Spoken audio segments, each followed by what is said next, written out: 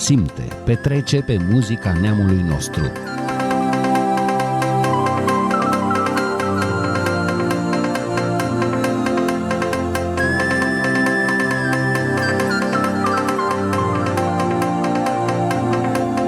Dor Călător deschide lada de zestre a folclorului românesc.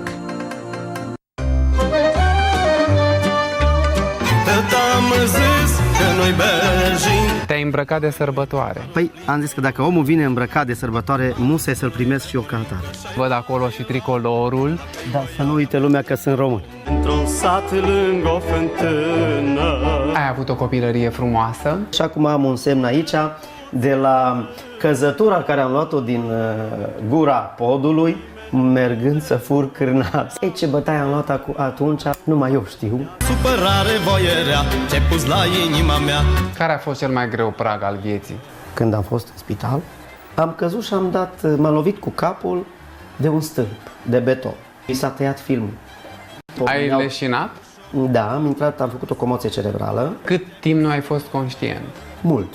Mult? Îmi amintesc numai că era iarnă și că era aproape primăvară când am ieșit din spital. Ai luptat cu moartea, Ioan Dordoi. Îmi revin.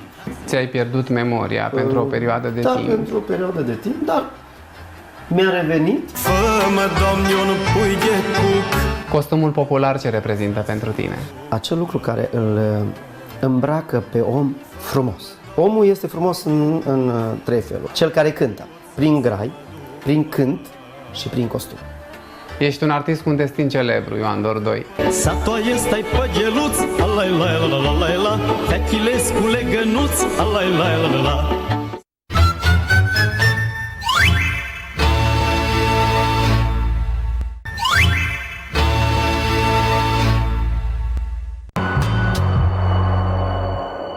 A revenit, dragii mei, și l-avem alături de noi